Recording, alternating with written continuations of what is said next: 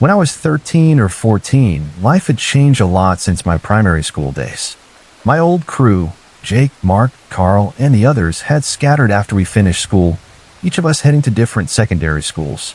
Jake had been my best friend, practically a brother, but we'd only seen each other twice since those carefree days of running around the neighborhood. By then, our friendship had faded, the kind of drift that happens when you're young and life pulls you in different directions. Still, I never expected what happened when I reconnected with another old friend, Ethan, who'd also been close with Jake back in the day. Ethan and I decided to meet up one afternoon, both of us eager to catch up and relive some of those old memories. We agreed to head to a large park halfway between our houses, a sprawling place with swings, a basketball court, and patches of dense woods that made it feel like an adventure waiting to happen. For Americans, think of it like one of those big community parks you'd find in a suburban town, with open fields and playgrounds, but also secluded corners where kids could get into mischief. We walked there together, laughing and reminiscing about the stupid things we used to do with Jake and the gang. At the park, we messed around on the swings for a bit, swinging high and jumping off like we were kids again. But our fun got cut short when a girl, maybe a couple of years younger, started shouting at us, probably annoyed we were hogging the swings. We didn't want any trouble, so we left, chuckling about how territorial some kids could be. We headed toward the basketball court near the park's exit, still chatting and not paying much attention to our surroundings. The area around the court was overgrown with thick bushes and trees, the kind of place where you could easily hide or lose sight of someone. It was perfect for kids playing hide and seek, but it also felt like the kind of spot where trouble could sneak up on you. Ethan and I were deep in conversation, catching up on school and what our old friends were up to, when we suddenly realized we weren't alone. A group of 6 or 7 figures, all dressed in black and wearing masks, stepped out from the bushes, surrounding us before we could react. My heart started pounding. They were holding kitchen knives, the blades glinting in the fading daylight, and their posture screamed trouble. One of them spoke, his voice low and menacing. "Give us your money and your phones," he demanded. "Try anything, and we'll kill you." My stomach twisted, but something about his voice sounded familiar, like a memory I couldn't quite place. I squinted at him, trying to see past the mask, and my blood ran cold. It was Jake. I don't know how I knew. Maybe the way he stood, or the slight rasp in his voice, but it was him. Ethan must have realized it at the same time because we both froze, staring at the figure who used to be our best friend. Jake didn't seem to recognize us, though. He stepped closer, pointing his knife right at me, the tip inches from my chest. I said, "Give us your stuff," he barked, his voice harder now. In that moment, something clicked. Ethan and I locked eyes, and without planning it, we both blurted out, "Jake, it's us." We told him our names, our voices shaking but loud enough to carry. Jake froze, his knife still raised. For a second, I thought he might not care, that he'd go through with it anyway. But then he reached up, pulled off his mask, and stared at us. A grin spread across his face, but it wasn't friendly, it was smug, almost mocking. "You haven't changed much," he said, his tone dripping with condescension. He waved his hand, signaling to his crew. "Let's go." "They're good." He told us we were lucky, like he was doing us a favor by not robbing us blind. We didn't wait to see what happened next. Ethan and I started walking toward the park's exit, our legs moving faster with every step. When we reached the edge of the park, we glanced back and saw Jake and his gang melting into the bushes, their dark figures disappearing into the trees. Freaked out, we broke into a run, sprinting all the way to Ethan's house. My chest was tight, my breath coming in sharp gasps, not just from the running, but from the shock of it all. We didn't leave Ethan's place for hours, too shaken to even think about going outside. When it was finally time for me to head home, I avoided the park entirely, taking the long way around, my eyes scanning every shadow for signs of Jake or his crew. I saw Jake a few times after that, always from a distance, and I made sure to steer clear. That encounter changed everything. I stopped going out alone much after that, sticking to groups or staying home for the next few years. Jake had been like family, someone I trusted completely, and he'd almost mugged me at knife point. If he hadn't recognized us, if Ethan and I hadn't spoken up, those guys with him looked ready to stab us, whether we handed over our stuff or not. I heard later that Jake had supposedly turned his life around, but it didn't matter. He betrayed me before, dragging me into dumb schemes as kids, but this was unforgivable. I'm done with him, and I hope I never see him again. That day in the park is burned into my memory, a story I've wanted to tell for a long time. It's not just about the fear or the knives.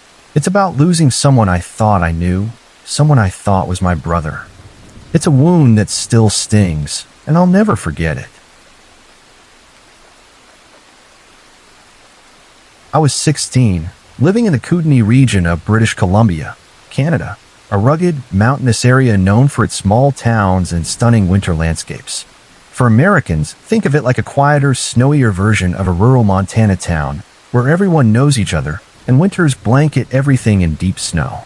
It was mid-January, and I was walking home alone, like I usually did, trudging through at least 2 feet of fresh powder. The snow muffled the world, making the streets of our small town feel even more isolated. I wasn't dressed for the cold, sneakers instead of boots, a thin jacket instead of a parka, and I was annoyed at myself for it. My feet were already numb, sinking into the snow with every step, slowing me down. But I was also in awe of the crisp, untouched snow sparkling under the streetlights, the kind of beauty that makes you forget your discomfort for a moment. That is, until trouble came barreling out of nowhere. Around 11 p.m., I was making my way down a quiet back street when a loud, muscular dog burst out of an alley. It looked like a mix of pit bull and mastiff, its broad shoulders rippling as it charged toward me.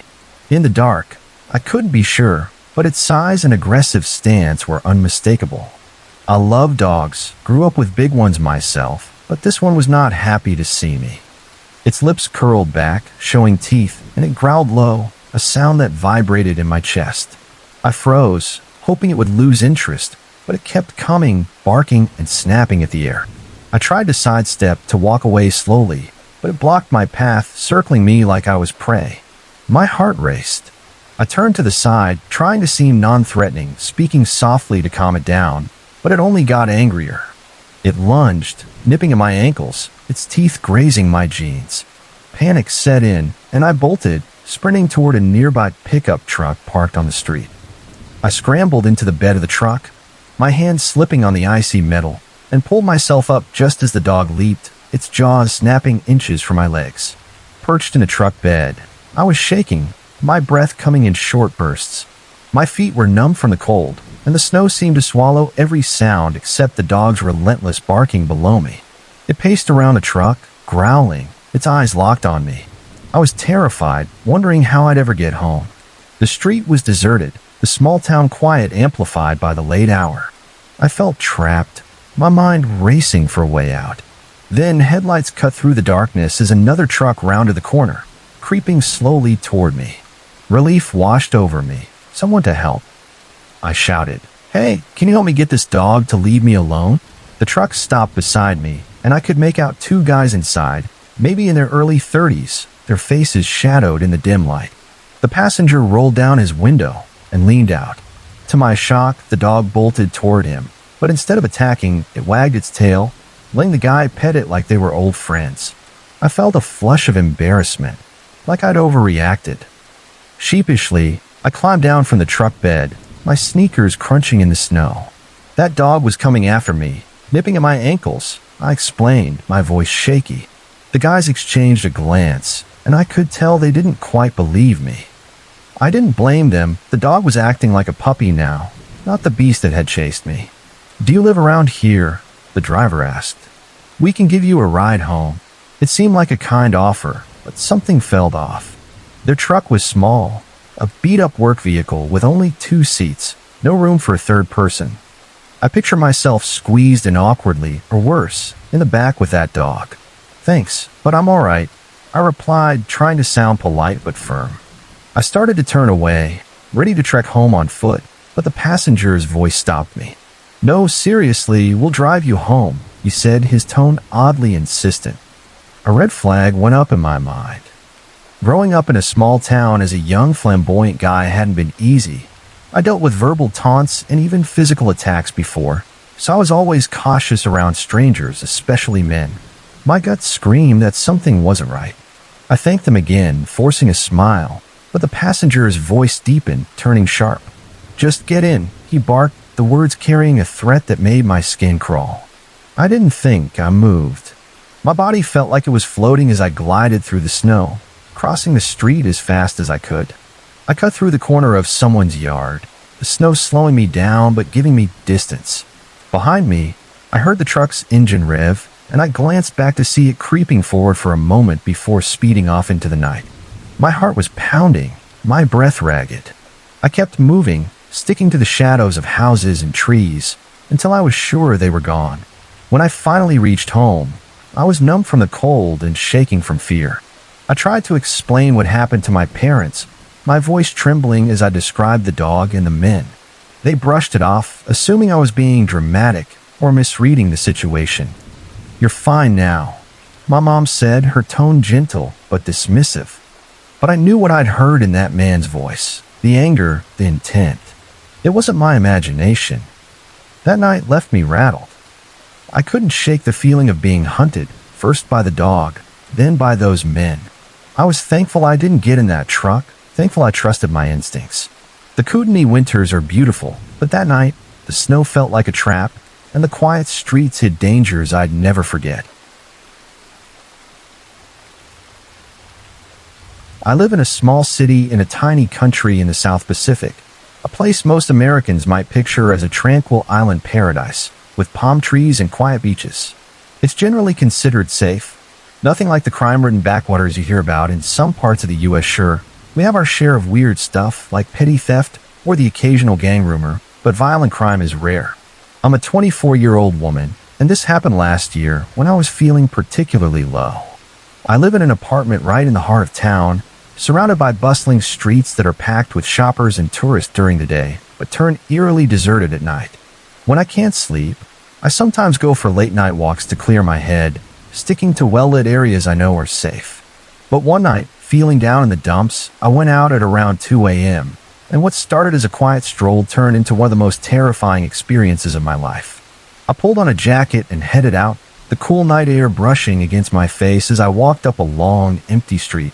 The city was silent, save for the hum of distant streetlights and the occasional rev of a boy racer car, those souped-up vehicles young guys drive to show off, speeding through town at odd hours. I looped around the block, my sneakers scuffing the pavement, and started back down one of the busiest streets in the city, which is usually crowded with pedestrians but was now a ghost town.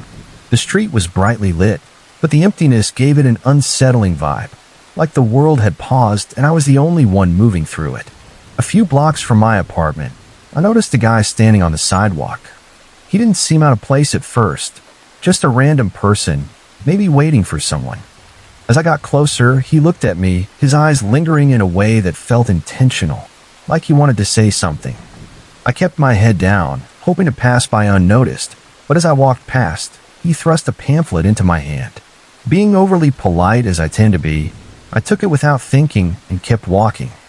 Glancing down, I saw it was some kind of Christian flyer with bold text about salvation and a cross on the front. It struck me as odd that someone would be handing out religious pamphlets at 2 a.m., but I shrugged it off, muttering whatever to myself, and tucked it into my jacket pocket. I reached a major intersection where 5 streets meet, one of the busiest spots in the city during the day, but completely empty now. I pressed the pedestrian button and waited for the signal to turn green. Not in a hurry, but cautious about crossing without it. Those boy racer cars could come out of nowhere. As I stood there, the guy from earlier appeared beside me, grinning in a way that made my skin crawl. "Hi," he said, his voice too friendly for the hour. "What's your name? Can I walk you home? Where do you live?" His questions came rapid fire, and I felt a knot tighten in my stomach. I ignored him, keeping my eyes on the signal, willing it to change. My unease grew, a prickling sensation that something was wrong. Just as the light turned green, my phone rang, the screen lighting up with my sister's name. She was calling from Switzerland, probably mixing up the time zones, but I answered eagerly, grateful for the distraction. "Hey," I said, crossing the street as I listened to her launch into a story about her day. Her voice was a lifeline, pulling me away from the creepy guy and the eerie quiet of the street. I got so wrapped up in my sister's story that, for a moment, I forgot about the guy. Halfway down the block, though, I glanced over my shoulder and saw him trailing behind me, keeping his distance but clearly following. My heart skipped a beat. I lowered my voice and told my sister what was happening, trying to convince myself I was just being paranoid. "There's this guy following me," I whispered, my eyes darting back to check his position. She told me to stay calm and get home fast. I picked up my pace, my apartment building now in sight. When I reached the front door, I noticed it was propped open, a common issue because the restaurant in the building sometimes left it ajar when staff took out the trash, despite the building rules against it. I slipped inside and pressed the elevator button, my hands trembling. As I stepped into the lift and turned around, I saw the guy sprinting toward me through the open door. My breath caught in my throat. I jabbed the closed door button repeatedly, silently panicking as he got closer. The doors slid shut just as he reached the elevator, his hand brushing the edge. I heard the outside button being pounded frantically, but the lift lurched upward, carrying me away. Relief flooded through me, but it was short-lived. I told my sister what had just happened, my voice shaking. She urged me to get to my apartment and lock the door. The elevator stopped at the 3rd floor, and I stepped out, my legs wobbly. I hurried down the hallway to my door, fumbling for my keys in my pocket. My hands were shaking so badly I could barely grip them. Just as I pulled the keys out, the stairwell door at the end of the hall swung open. It was him. He must have seen the elevator stop at my floor and raced up the stairs. My heart pounded as I jammed the key into the lock and shoved the door open, but before I could slam it shut, he stuck his foot in the gap. I screamed, pushing with all my strength, slamming the door against his foot over and over. After several desperate shoves, he yanked his foot back, and I managed to close the door, locking it and sliding the chain into place. In my panic, I realized I'd left the key in the outside lock. I backed away, my eyes fixed on the peephole. He was still there, staring at the door. He bent down, picked up my key, and held it up, swinging it back and forth with a twisted, creepy smile. Even though I knew he couldn't see me through the peephole, it felt like his gaze was boring into me, chilling my blood. My phone was on the floor, my sister's voice faint but frantic, asking what is happening. My heart was racing, a rushing sound filling my head, like waves crashing inside my skull. I stood frozen, unable to move, as he stared for what felt like 10 minutes but was probably only 1. Finally, he turned toward the stairwell door, but before he left, he looked back, holding up the key again, his grin widening. Then he disappeared through the door. I collapsed, tears streaming down my face as I picked up the phone. My sister was still there, worried sick. I sobbed as I told her everything, my voice breaking. She told me to call our mom and stay with her for the night, which I did.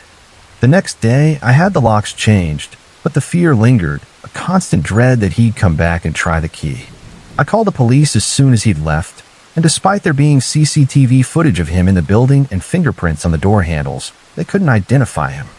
The building management alerted all the residents, and he was briefly featured on a local TV show to see if anyone could recognize him, but nothing came of it. I didn't bang on anyone else's door that night. My apartment is at the end of a hallway, isolated from the others, and I was too scared to leave my door. A month later, I found a pamphlet in my jacket pocket. It looked professional, with glossy paper and neat text, which made it even creepier given the circumstances. I threw it out immediately, not wanting to read it again. I know I did everything wrong that night. I was complacent, not street smart, and didn't realize how much danger I was in until it was almost too late. This kind of thing doesn't happen often where I live, but it woke me up fast. I'm still shaken, still scared he's out there, but I'm trying to move forward, one cautious step at a time. I live on the coast of South Carolina, in a house where my backyard opens directly onto a marsh, a sprawling wild expanse of tall grasses and murky water, the kind of place that feels alive with secrets at night. For Americans, picture a low-country marsh, where the air smells of salt and the ground squelches underfoot, home to alligators and herons, but also steeped in eerie folklore. This happened just 2 hours ago, and I'm still shaking as I write this, my hands unsteady, my heart racing from what I saw or think I saw. It was late, well past midnight, and I woke up with a nagging feeling, like I'd forgotten something important. The house was quiet. The only sound the faint hum of the AC. I slipped downstairs to use the bathroom, my bare feet cold on the hardwood floor. That uneasy feeling clung to me, a sense that something was off, though I couldn't pinpoint what. My mom, an insomniac who loves her late-night gardening, often stays up tending to her plants or tossing scraps to the raccoons that prowl our backyard. Thinking she might still be outside, I decided to check on her. I stepped onto the back deck, the cool night air hitting my face, and scanned the yard. The marsh stretched out beyond, its grasses swaying in the moonlight, casting long, shifting shadows. About 100 yards from the house, near the edge of the marsh, I saw her. My mom was standing there, facing the water, her silhouette unmistakable in her familiar gardening clothes, a loose t-shirt and old jeans. I called out, "Mom, you okay?" But she didn't answer. The marsh seemed to swallow my voice, the silence heavier than it should have been. I started walking toward her, my slippers sinking into the damp grass, closing the distance to about 12 feet. "Mom, what's wrong?" I asked again, louder this time. She turned to face me, her expression completely blank. No smile, no warmth, just an empty stare that sent a chill down my spine. Something about her eyes felt wrong, like they weren't hers. Before I could say anything else, the back door creaked open behind me. I spun around, and there was my mom, my real mom, standing on the deck, her hair messy from gardening, a worried look on her face. "What's going on out there?" she called, her voice sharp with concern. My stomach dropped. I whipped my head back toward the marsh, my heart hammering. The figure I'd thought was my mom was still there, but now it was moving, fading, almost dissolving into the darkness of the marsh. It looked exactly like her, down to the t-shirt and jeans, but it was wrong, like a shadow pretending to be human. I've never run so fast in my life. I sprinted back to the house, my breath ragged, my slippers nearly slipping off in the grass. "Get inside," I yelled to my mom, practically shoving her through the door. Once we were inside, I locked the door and collapsed against it, my whole body trembling. I was crying, shaking, trying to explain what I'd seen. There was something out there. It looked like you, but it wasn't you. I stammered, my voice breaking. My mom's face paled, but she tried to stay calm, rubbing my back. "You're okay now," she said, but I could hear the unease in her voice. We woke up my husband and my dad, who were both groggy and skeptical.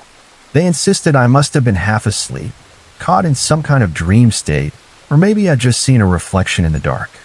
"You were probably still waking up," my dad said, his tone gentle but dismissive. My husband nodded, suggesting I'd imagined it after waking up disoriented. But I know what I saw. That figure wasn't a dream. It was real, standing there in a marsh, mimicking my mom with that hollow, lifeless stare. I'm still shaking as I write this. Curled up in my room, the memory of that thing's face burned into my mind. I keep asking myself what it was. Was it some kind of trick of the light? Am I losing my mind? Or was something out there trying to lure me into the marsh, using my mom's image to draw me closer? The Lowcountry is full of stories, ghosts, spirits, things that don't belong in the world of the living, and I've always brushed them off as folklore. But tonight, I'm not so sure. I can't stop wondering what would have happened if I'd gotten closer, if I'd followed that thing into the darkness. I'm safe now, locked inside with my family, but the marsh outside feels alive, watching, waiting. I don't know if I'll ever feel safe in my own backyard again. This story comes from my great-grandfather, passed down through my grandfather, about a chilling encounter that took place sometime between 1920 and 1930 in the dense, untamed forests of Tennessee. For Americans, think of the rural South back then. Miles of thick woods, far from city lights, where folks hunted for game and stories of strange creatures were whispered around campfires. My great-grandfather and his buddy were out hunting raccoons one night, a common pastime in those parts, armed with a double-barrel shotgun, still in my grandfather's possession, and a .22 rifle. Two dogs, trained for tracking, trotted alongside them, their noses low to the ground. They were deep in the woods, following a trail that ran parallel to an old wooden fence, the kind that marked property lines in those sprawling rural areas. The night was dark, the air heavy with the scent of pine and damp earth, and the only sounds were the rustle of leaves and the soft panting of the dogs. They were moving quietly, their lanterns casting flickering shadows, when a loud crunch came from above. Both men froze, their eyes darting upward.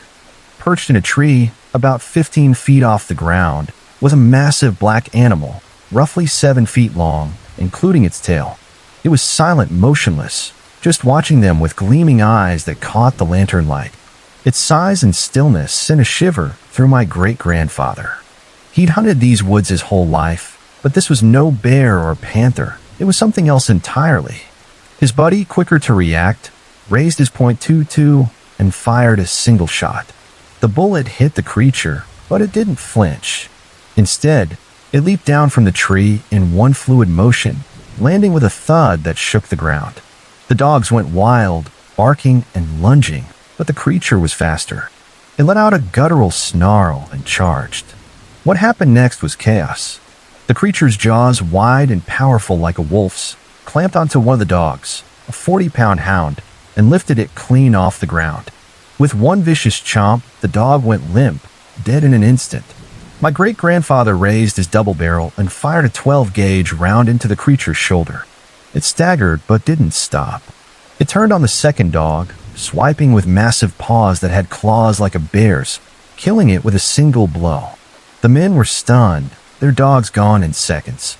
My great-grandfather's buddy tried to run, his lantern swinging wildly, but the creature lunged, its claws raking across his back. The swipe was glancing, but it tore his shirt half off, leaving red welts on his skin. The creature's growls were unlike anything they'd heard, deep, primal, almost otherworldly. My great-grandfather fired his last shot, the shotgun's blast hitting the creature in the stomach. It slowed, but only for a moment, its attention now fixed on his buddy, who was clutching the lantern like a shield.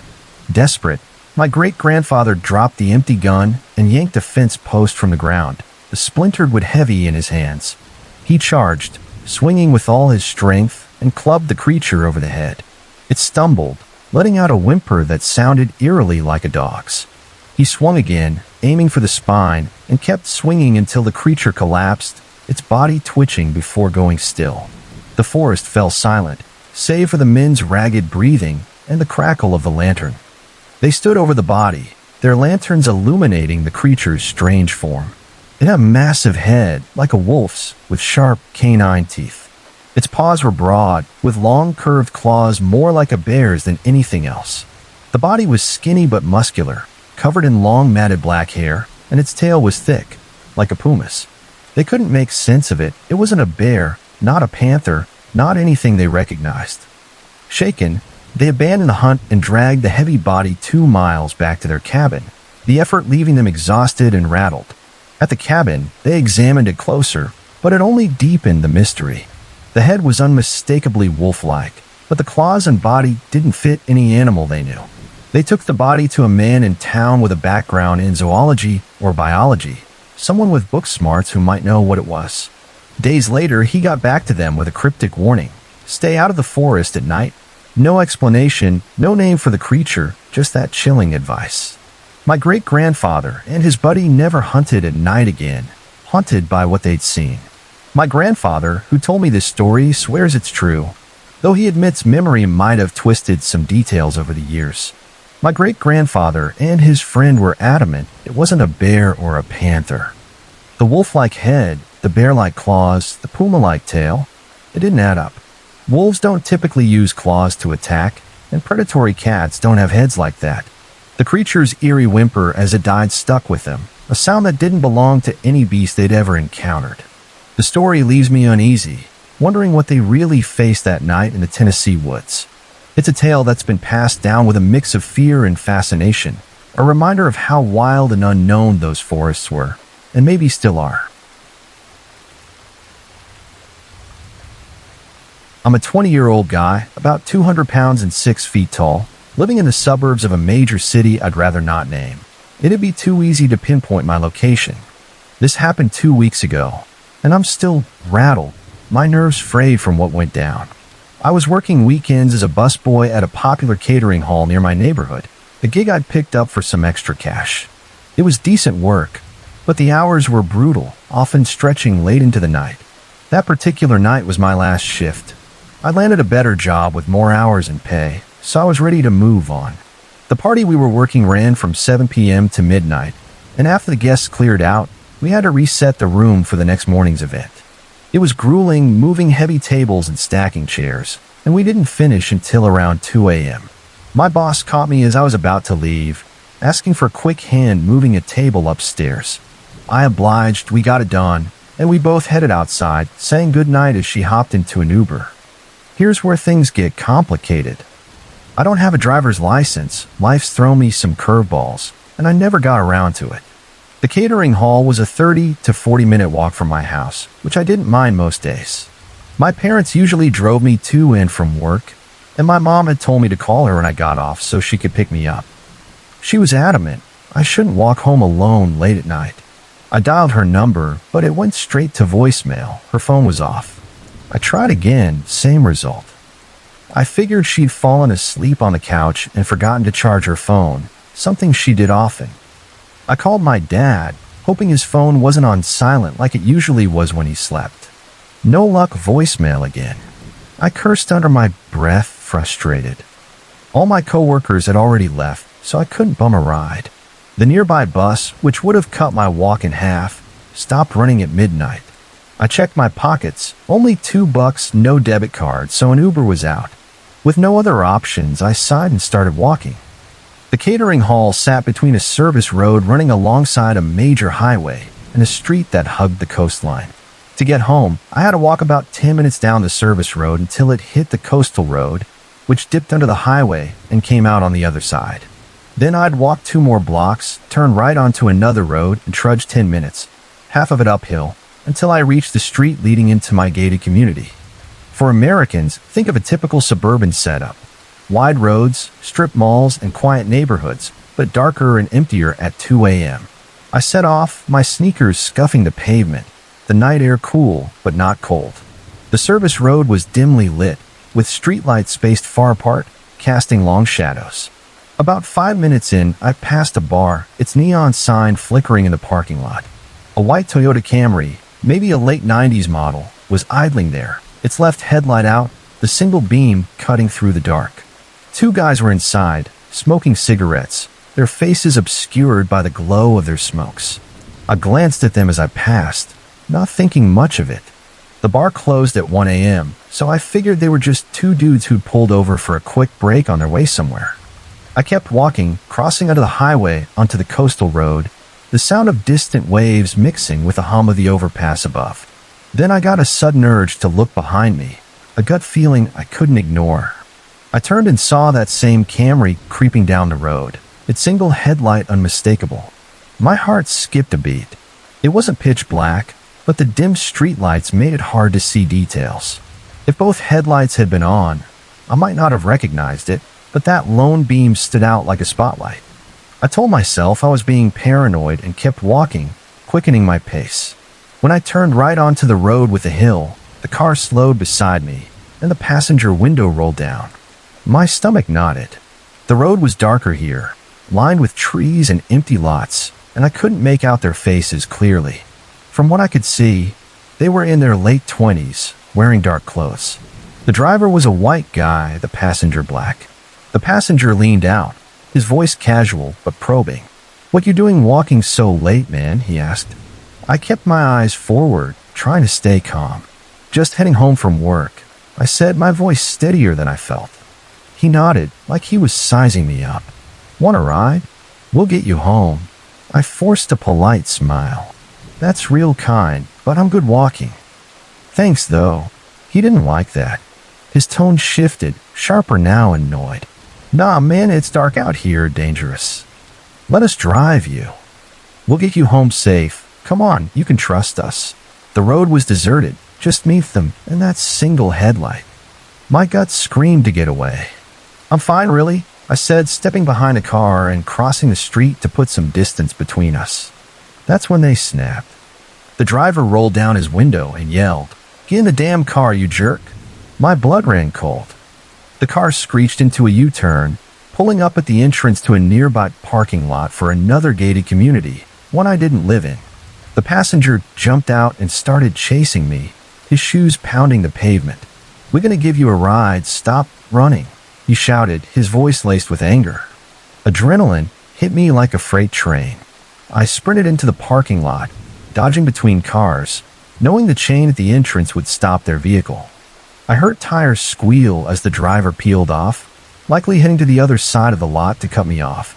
My lungs burned, but I kept running, turning right onto a side road, my eyes scanning for anywhere to hide. Behind me, I saw the car's single headlights speeding down the road, the passenger gaining ground on foot. Panic clawed at me. I veered left onto another street, spotting a large park up ahead, a sprawling place with thick trees and dark corners, perfect for losing them. For Americans, think of a city park like you'd find in any suburb, with playgrounds by day, but shadowy and wild at night. I bolted into the park, my breath ragged, aiming for a dense patch of trees. As I reached the edge, I heard the car screech to a stop. The driver leaned out, yelling at his friend, "Get back in the car. Cops hang out here. They'll see us." "Leave him. We gotta go." The passenger hesitated, then sprinted back, flinging open the door. The car peeled out, tires squealing as it made a U-turn and disappeared down the road. I didn't stop. I dove deeper into the park, hiding under the trees, my chest heaving. The park was known for late-night drug deals, and I'd heard my parents talk about police patrolling it more often to crack down. That must have spooked the guys. I crouched in the darkness for 20 minutes, my senses on high alert, making sure they were gone. Every rustle made me jump, half expecting another threat to emerge. Finally, I crept out, sticking to the shadows as I made my way to the park's exit near my community.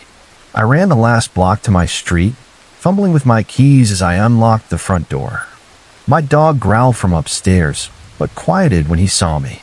I locked the door, my hands shaking, and stumbled into the living room. My mom was passed out on the couch, the TV droning softly. I didn't wake her. Exhausted, I collapsed on my bed, my dog jumping up to lick my face, sensing something was wrong. I was overwhelmed with relief, safe at last, but my mind wouldn't stop racing. I let the dog out briefly, change into a t-shirt and shorts, and try to calm down. What if I'd gotten in the car? What did they want? I pushed the thoughts away, focusing on the fact that I'd escaped. I fell asleep eventually, drained but grateful. The next morning, I woke around noon and found my parents in the living room. My mom hugged me tightly, apologizing for falling asleep when she was supposed to pick me up. She'd woken at 5 a.m. panicked, but saw me sleeping in my room and assumed I'd gotten home fine. I didn't tell her what happened, didn't want to scare her or make her feel guilty. I only told one close friend, no one else. I don't know what those guys intended, but it wasn't good. I'm just glad I'm safe, and I hope sharing this lets me leave it behind. I'm a mom in my late 30s, living in a small town in the Midwest, the kind of place where everyone shops at the same Walmart because it's the only big store for miles. For Americans, picture a typical suburban Walmart, sprawling aisles, fluorescent lights, and a mix of families, teens, and retirees filling their carts. This happened a few months ago, on a Saturday afternoon when I needed to run errands. My husband was home with our kids, so I headed to Walmart alone, armed with a list of household essentials. The store was busy as usual, with the hum of chatter and the beep of cash registers filling the air. I was in my own world, weaving through the aisles, checking items off my list, detergent, snacks, some school supplies for my daughter. As I turned into the personal care aisle, I noticed a young girl, maybe 12 or 13, standing in front of the hygiene products. She had a shopping basket at her feet, half filled with random items like shampoo and a box of cereal, but she looked lost, staring at the shelves with a mix of confusion and embarrassment. Her clothes were a bit worn, a faded t-shirt and jeans, and her hair was pulled back in a messy ponytail. I recognized that look. I've been a shy, awkward kid myself, and I could tell she was struggling. She kept picking up a pack of sanitary pads, then putting it back, her cheeks flushing red. My heart went out to her. I figured she was new to this, maybe shopping for herself for the first time, and didn't know what to choose. I approached her gently, not wanting to startle her. "Hey, need some help picking something out?" I asked, keeping my tone light and friendly. She jumped slightly, her eyes darting to me, but she nodded, looking relieved. "Yeah, I don't know what to get, she mumbled, gesturing at the overwhelming array of products. I smiled, trying to put her at ease. No worries, it can be confusing. Are you looking for pads, tampons, or something else? She hesitated, then said she needed pads but wasn't sure which kind. I asked if she wanted something for heavy or light days, explaining the differences in simple terms, and pointed out a few affordable, reliable brands. She listened intently, her shoulders relaxing a bit. We settled on a pack of pads that seemed right for her, and she added it to her basket, thanking me quietly. You're all set now, I said, giving her a reassuring smile. If you need anything else, I'll be around. She nodded, clutching her basket, and I headed off to finish my shopping, feeling good about helping her out. I moved on to the grocery section, grabbing milk and bread, but something made me glance back toward the personal care aisle. That's when I saw him, a man, probably in his 40s, standing near the girl. He was tall, with a scruffy beard and a worn baseball cap, dressed in a faded jacket and jeans. He didn't have a cart or basket, which struck me as odd in a busy store like Walmart. He was talking to the girl, leaning in too close, his hand resting on her shoulder. Her body language screamed discomfort. She was shrinking away, her eyes fixed on the floor, clutching her basket like a shield. My stomach twisted. Something about him set off every alarm in my head. I've always trusted my gut, especially as a mom, and this guy gave me bad vibes. I abandoned my cart and walked back toward them, trying to stay calm but moving with purpose. As I got closer, I heard him say, "Come on, let's go find what you need," his voice low and insistent.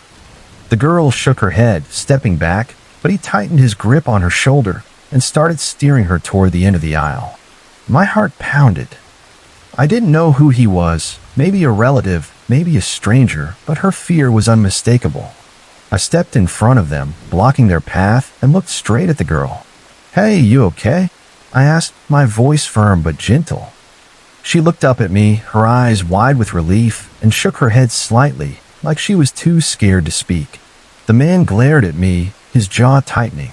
"She's fine," he snapped. "I'm her uncle. We're just shopping." But the girl's expression told a different story. She didn't know this guy. I kept my eyes on him, standing my ground. "I'm talking to her," I said, my tone sharp. I turned back to the girl. "Is this your uncle? Do you want to go with him?" She shook her head again, more forcefully this time, and whispered, "No, I don't know him." That was all I needed to hear. My blood boiled, but I kept my cool, knowing I had to protect her without escalating things. "Back off," I told the man, stepping closer to the girl so she was behind me. "She doesn't know you, and you're leaving." Now, his face twisted with anger, and for a second I thought he might try something. He was bigger than me, and we were in a quiet corner of the store, but I wasn't backing down. I raised my voice, loud enough to draw attention. "Hey, someone get a manager over here," I shouted, hoping to alert other shoppers or staff. A few heads turned, and a couple nearby started walking toward us, looking concerned. The man's eyes darted around, realizing he was losing control of the situation. He muttered something under his breath, let go of the girl's shoulder, and shoved past me, heading toward the exit.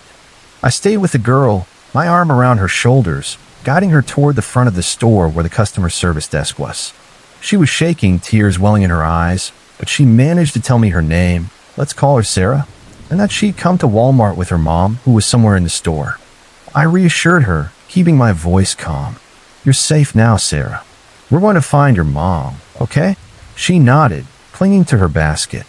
At the service desk, I explained what happened to the employee who called for a manager and made an announcement over the intercom. "Would the parent of Sarah please come to the customer service desk?" Within minutes, a woman in her 30s, looking frantic, rushed over. Sarah ran to her, bursting into tears, and they hugged tightly.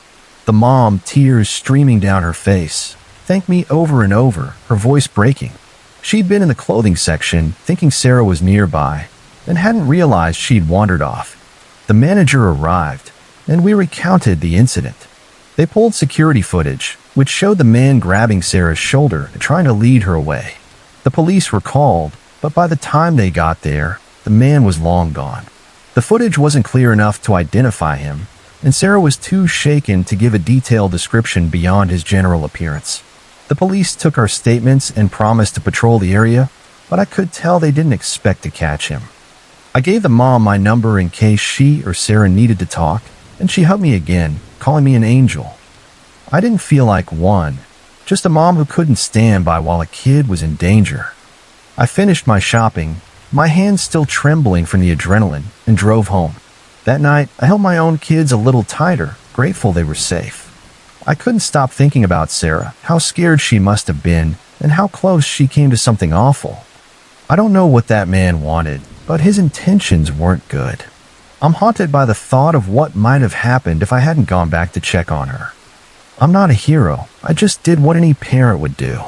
But I hope Sarah's okay, and I hope she knows she's stronger than that moment made her feel. When I was 7 years old, my family lived in a small house in Durango, Mexico, a city in the northern part of the country known for its colonial architecture and rugged landscapes.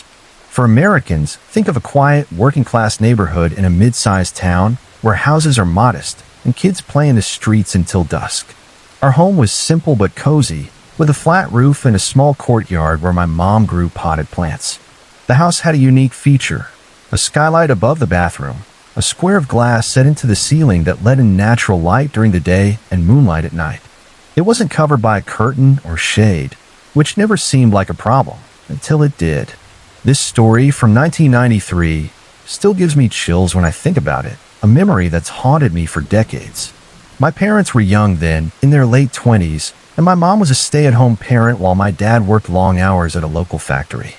I was their only child at the time, a curious kid who loved exploring the house and yard, always getting into harmless mischief. One evening, I was playing in the living room, sprawled on the floor with my toy cars, while my mom was getting ready to take a bath. The bathroom was just off the hallway, a small room with a tub, sink, and that skylight overhead. It was around 7 p.m., the sky darkening outside, and the house was quiet except for the hum of the TV in the background. I heard the water running as my mom filled the tub, and I kept playing, lost in my imaginary racetracks. Something made me look up, a feeling, maybe, or a faint noise I couldn't place. I glanced toward the hallway and noticed a shadow flicker across the wall, like something had passed over the skylight. Curious, I got up and tiptoed toward the bathroom, my bare feet soft on the tile floor. The door was slightly ajar, and I peeked inside. My mom was standing by the tub, still dressed, adjusting the water temperature. I looked up at the skylight, and my heart stopped.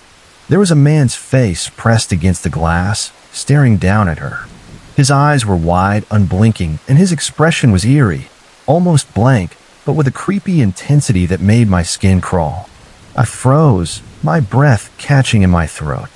I was only 7, but I knew this was wrong, that he shouldn't be there. "Mom," I whispered, my voice trembling. She turned, startled, and saw the fear on my face. "What's wrong?" she asked, stepping toward me. I pointed to the skylight, but when she looked up, the face was gone. The glass was empty, just a square of dark sky. "There was a man," I stammered, my words tumbling out. "He was looking at you." My mom's face paled, but she tried to stay calm for my sake. "Are you sure, Mijo?" she asked, using the affectionate Spanish term for my son. I nodded, insistent, describing his face as best I could: dark hair, a thin mustache, eyes that seemed to bore right through the glass. She hugged me tightly, her hands shaking, and told me to stay in the living room. She shut off the water and closed the bathroom door, grabbing the phone to call my dad. My dad rushed home from work, his face grim when my mom told him what I'd seen. He grabbed a flashlight and went outside to check the roof, climbing up with a ladder from the courtyard. I stayed inside, clinging to my mom, my heart still racing. When he came back down, he said he didn't find anyone, but there were scuff marks on the roof near the skylight, like someone had been up there. He called the police, and they came by that night, taking a report but saying there wasn't much they could do without more evidence. They suggested covering the skylight and keeping the doors locked, advice that felt useless after what I'd seen. My parents nailed a board over the skylight the next day, and my mom stopped taking baths at night, always double-checking the locks before bedtime. For a while, things seemed to go back to normal. I tried to push the memory away, convincing myself it was a one-time thing, maybe a random creep who'd moved on. But about a month later, our house was broken into while we were visiting my grandparents for the weekend. We came home to find the back door forced open, the lock splintered. The house was a mess, not like someone was looking for valuables, but something more disturbing. In my parents' bedroom, my mom's clothes, especially her underwear, were scattered across the floor, some of them torn. A drawer where she kept personal photos, family pictures, snapshots for vacations was emptied, and several photos of her were missing. Nothing else was taken, no money, no jewelry, just those pictures. The police came again, dusted for fingerprints, but found nothing useful. They called it a targeted break-in, which only made it scarier. My mom was shaken, barely sleeping for weeks, always looking over her shoulder. My dad installed new locks and bars on the windows, but the damage was done. We moved out of that house a few months later to a different neighborhood in Durango, one with more neighbors and better lighting. Before we left, a police officer told my parents they'd caught a man in the area, a known sex offender who'd been spying on women in their homes. They showed my mom a mugshot, and she went pale. It was the same man I described, the one I'd seen through the skylight. He'd been arrested for another crime, but they couldn't tie him directly to our break-in. Knowing he was out there, watching us, left a permanent mark on our family. I'm in my late 30s now, living in the US, but that night in 1993 still haunts me. I can still see his face, those unblinking eyes staring down through the skylight. It shaped how I live, always locking doors, checking windows, never feeling fully safe. My mom doesn't talk about it much, but I know it changed her too. That house in Durango was supposed to be our home, but it became a place of fear, a reminder that danger can lurk just above, watching when you least expect it. My family has lived in a council house in Salford, Greater Manchester, England, since the early 1990s. For Americans, a council house is like public housing, government-owned homes rented to families at affordable rates, often in working-class neighborhoods. Our house is a modest 2-story semi-detached with 3 bedrooms, a small garden out back, and a creaky staircase that's been there since the place was built decades ago. Salford's a gritty, industrial city, just outside Manchester, known for its tight-knit communities and a history of hard times. Our street is quiet, lined with similar houses, but our home has always felt different, unsettled, like something lingers in the walls. We've experienced things here that defy explanation, starting when I was a toddler and continuing to this day. This is the story of our haunted house, a place that's been both home and a source of fear for over 30 years. The strange occurrences began when I was about 3 years old, around 1993. My parents were young, scraping by on my dad's factory job and my mom's part-time work at a local shop. My older sister, Sarah, was 7, and we shared a bedroom upstairs. One night, I woke up to Sarah shaking me, her voice trembling. "There's a man in our room," she whispered, pointing toward the corner by the wardrobe. I rubbed my eyes and saw him, a shadowy figure, tall and thin, standing perfectly still. He wore old-fashioned clothes, like a flat cap and a worn jacket, and his face was pale, almost translucent.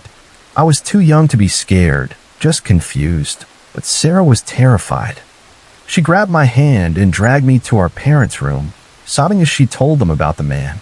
My dad, groggy and skeptical, checked our room but found nothing.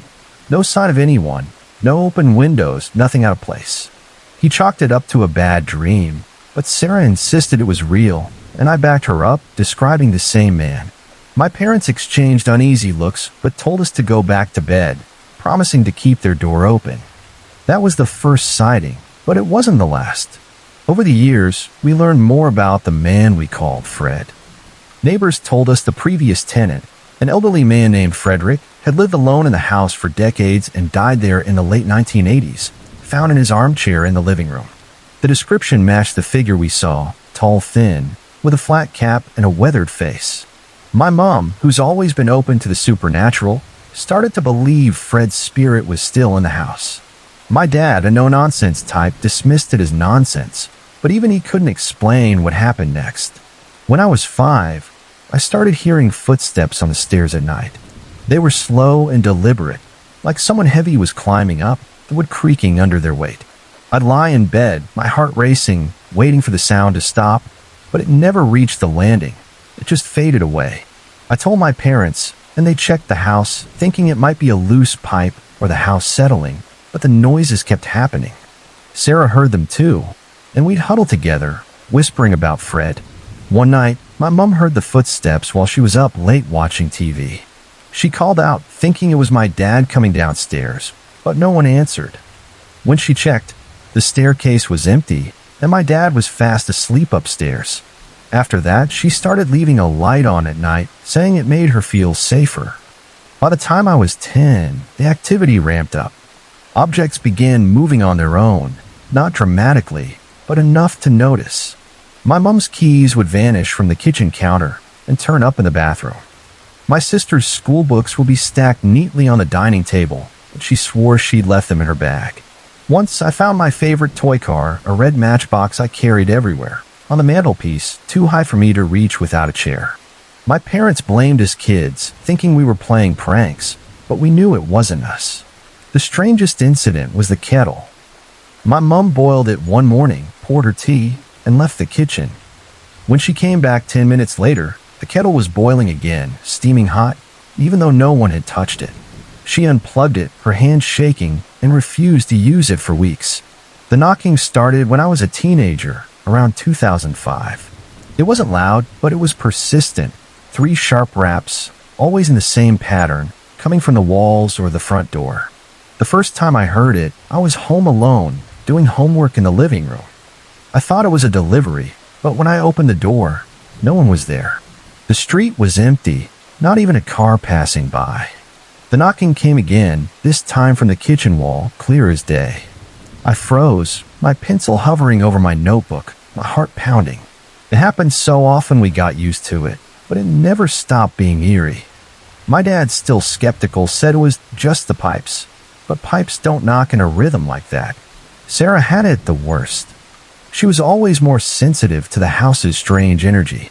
In her late teens, she started seeing Fred more often, standing at the foot of her bed, watching her sleep, or lingering in the hallway when she came home late.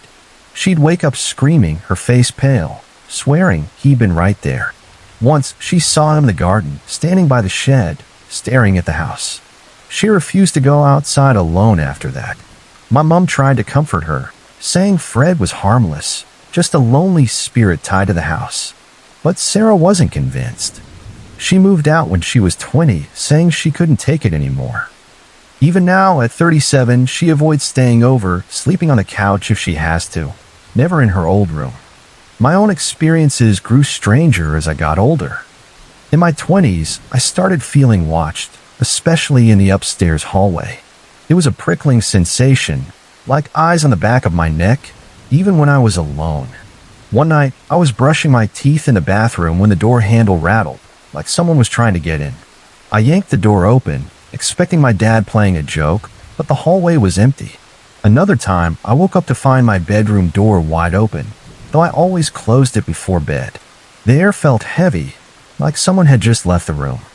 I started sleeping with a lamp on, something I hadn't done since I was a kid. My mom had her own encounters. She once saw Fred sitting in the living room armchair, the one we bought secondhand from a local shop. She said he looked solid, like a real person, until he faded away when she spoke to him. She wasn't scared, just sad, thinking he was lonely. She started talking to him sometimes, saying things like, "Fred, leave the kids alone, they're trying to sleep." It seemed to help. The activity would quiet down for a while, but it always came back. The most recent incident was last month, in May 2025. I'm 35 now, still living in the house with my parents, saving up to move out. My dad's retired, and my mom's health isn't great, so I help out where I can. One evening, we were all in the living room watching a football match, Manchester United, my dad's team, when we heard a loud bang from upstairs, like something heavy had fallen. My dad grumbled, thinking I'd left something on the edge of a shelf, but I knew I hadn't. We went upstairs to check, and in my room, a framed photo of our family had fallen off the wall, the glass cracked. The hook was still intact, and there had been no wind or vibration to knock it down. We stood there, staring at the broken frame, a chill settling over us. That night, the knocking started again, louder than usual, coming from the ceiling above my bed. We've talked about moving, but council houses are hard to come by. and my parents have lived here too long to start over. My mom believes Fred's harmless, just a part of the house like the creaky stairs or the drafty windows. My dad still rolls his eyes at the ghost talk, but he stopped trying to explain every noise. Sarah visits but keeps her distance, and I'm torn. I love this house, but the constant unease wears on me. We've never called in a priest or a paranormal expert. My mom says it'd feel like betraying Fred, who she thinks just wants to stay. For Americans, this might sound strange. Ghosts are a part of everyday life like they are in some British homes, where old houses carry old stories. But for us, Fred's as real as the neighbors next door. The house is quiet some days, almost normal, but then the footsteps return, or an object moves, or Fred appears in a doorway, and we're reminded we're not alone. It shaped our family, this shared secret we don't talk about outside these walls. I don't know if Fred will ever leave, or if we'll carry these stories with us when we finally go. All I know is that our home in Salford is more than bricks and mortar. It's a place where the past lingers, watching, knocking, waiting. When I was 8 years old, I spent most of my free time roaming the streets near my house, a small suburban neighborhood where kids still played outside until the streetlights flickered on. I had a tight-knit group of friends from school who lived nearby, Jake, Mark, and Carl, and we were inseparable. Other kids often joined us, forming a ragtag crew that made every day feel like an adventure. Life was good, carefree, and I never ran into any real trouble. Sure, we'd sneak into places we shouldn't, like abandoned lots or neighbors' backyards, or pull harmless pranks, but we always managed to slip away before anyone caught us.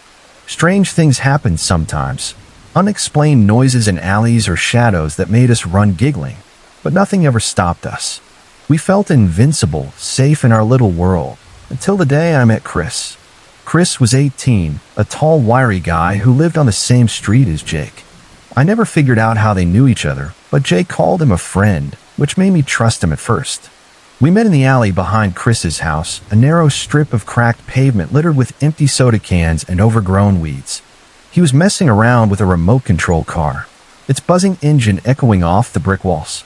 I was thrilled to meet someone older, someone Jake seemed to think was cool. But the moment Chris laid eyes on me, his face twisted into a sneer. I was alone with Jake that day, and I wanted to stick around rather than head home, but Chris didn't give me a choice. "Get lost, kid," he snapped, his voice cold and sharp. Then he flicked open a lighter, the flame dancing in his hand, and said, "Or I'll set you on fire." My stomach dropped. I looked to Jake, my best friend, expecting him to say something to stick up for me. But Jake just stared at the ground, silent. Hurt and betrayed, I turned and walked away, my sneakers scuffing against the pavement. As I reached the end of the alley, I glanced back. Chris was holding the lighter to his remote control car, flames licking up the plastic body. He looked up, locking eyes with me, and even at 8 years old, I could see the hatred in his gaze. It wasn't just a mean look. It was something darker, something that made my heart race. I ran the rest of the way home, the image of that fire burning in my mind. For a while, I avoided Chris's house like it was haunted. I stuck to other streets, other alleys, and didn't see him again. But my luck didn't hold. One day, I was walking with my friends when I spotted him tearing down the street on his black BMX bike, a pack of older kids, probably his age, riding with him. They looked like trouble, with ripped jeans and cocky grins. As he passed me, Chris yelled a curse word, spitting it like venom. His friends joined in, hurling insults as they sped by. I tried to shrug it off, but it became a daily ritual. Every afternoon, Chris and his gang would hunt us down, their bikes swerving dangerously close. They'd ram into us, leaving tire marks on my legs, the rubber burning my skin. My shins were a mess of black streaks and bruises, but I didn't tell anyone. For some reason, Chris had decided to make every kid in the neighborhood his target, and I was no exception. I was too stubborn, or maybe too scared, to admit what was happening, so I pretended everything was fine. Things got worse. One day, Chris spotted me near his street and came after me with a sledgehammer, his face twisted with rage. "If I catch you near my house again, I'll kill you," he shouted, swinging the heavy tool as he chased me down the block. My legs pumped so hard I thought they'd give out, but I outran him, my chest heaving as I hid behind a dumpster. You think that would have been enough to make me stay away, but it wasn't. Not long after, Chris cornered me again.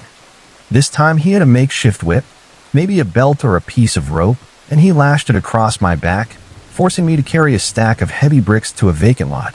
"Build me a ramp," he ordered, cracking the whip whenever I slowed down. I stacked the bricks, my arms shaking, sweat stinging my eyes, until the ramp was done. Then, out of nowhere, he stopped whipping me and started helping like it was some twisted game. When it was finished, he told me to leave, and I stumbled away, my back stinging and my pride in tatters. Another time, he whipped me again and made me carry an old, rusted radiator a full mile to some random spot. It was so heavy I could barely hold it, my fingers numb, my shoulders screaming. I don't know how he got away with it. No neighbors ever seemed to notice. No adult stepped in. I thought about running, but Chris was fast, and I knew if he caught me, it'd be worse. The welts from the whip left scars on my skin, faint lines I can still trace today. One of the worst moments came when I was near my friend Kyle's house.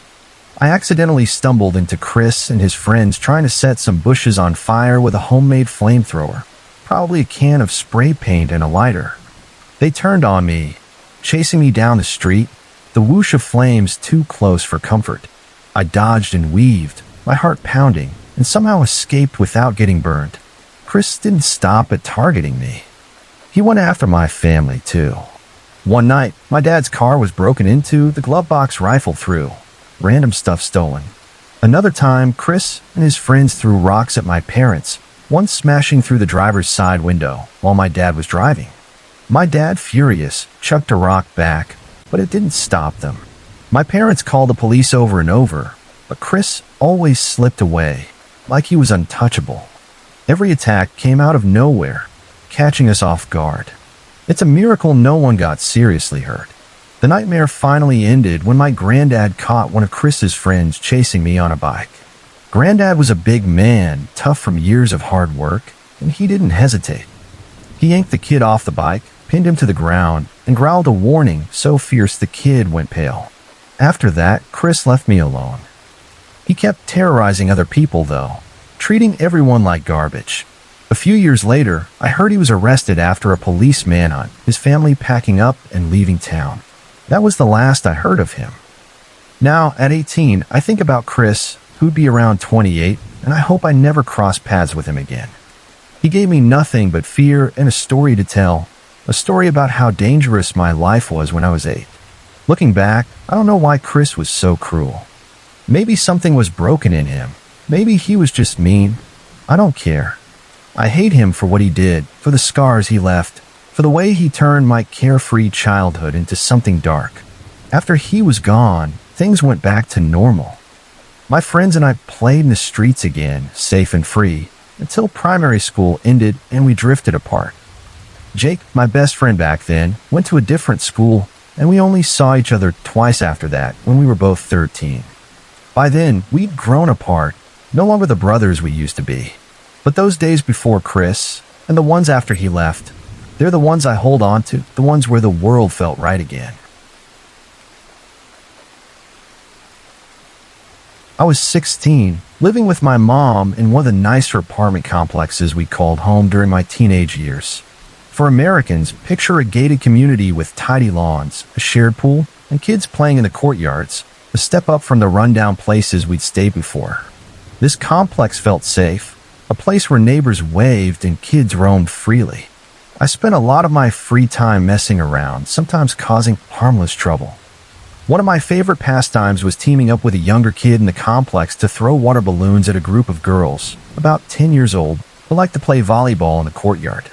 Looking back, I realized it was kind of creepy for a 16-year-old to be picking on younger kids like that, but at the time, we thought it was hilarious. The girls, unsurprisingly, hated me for it, and I was probably the last person they'd ever turn to for help. So when they showed up at my door one sunny afternoon looking scared, I knew something was seriously wrong. I was sprawled on the couch, deep into a session of Grand Theft Auto, the TV blaring with car chases and gunfire, when I heard a frantic knock. I paused the game, expecting to make some smart aleck remark, but when I opened the door, I saw 3 of the girls, their faces pale and eyes wide. They looked genuinely distressed. not like they were there to yell about water balloons. "What's wrong?" I asked, my usual cockiness gone. One of them, her voice trembling, said there was a weird guy in an old truck driving around near where they were hanging out. He'd circled a few times watching them, and it creeped them out enough to come to me. As the oldest kid in the complex, it made sense they'd turn to me, even if they didn't like me. I nodded, trying to stay calm for their sake. "All right, let's check it out," I said, grabbing my sneakers. We wanted to get my buddy, a 14-year-old who lived a few buildings over. He was always up for an adventure, and I figured an extra set of eyes couldn't hurt. The girls led us to the courtyard near the volleyball net, a wide-open space bordered by parking lots and low hedges. Sure enough, there was the truck, an old, beat-up pickup, its paint chipped and rust creeping along the edges.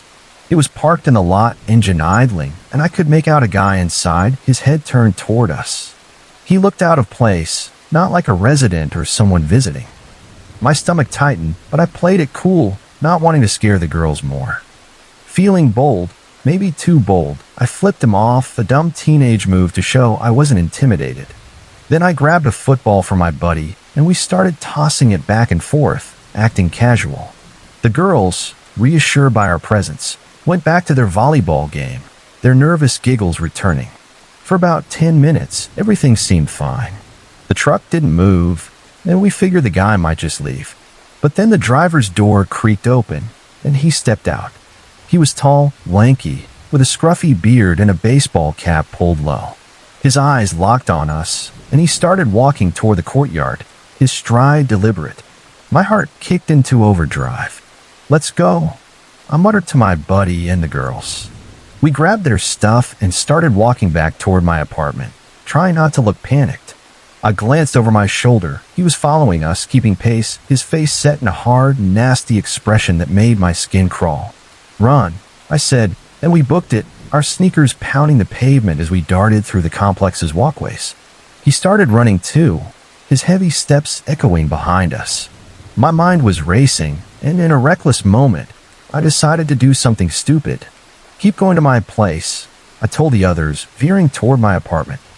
I bolted inside, my hand shaking as I grabbed my mom's gun from her nightstand. It was unloaded, I knew that, but I thought flashing it might scare the guy off. In hindsight, it was idiotic, but at 16, I wasn't thinking straight.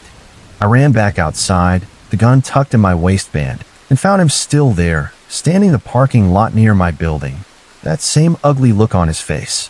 My friends and the girls were huddled near my door, watching wide-eyed. I stepped forward, trying to look tougher than I felt. "Get the hell out of here," I shouted, pulling the gun and pointing it at him. My voice cracked slightly, betraying my nerves. He didn't flinch.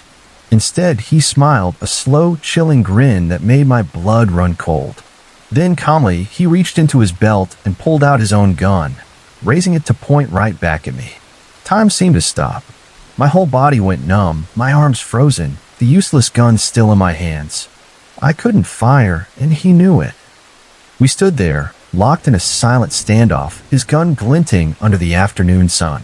It felt like years, though it was probably only 15 seconds.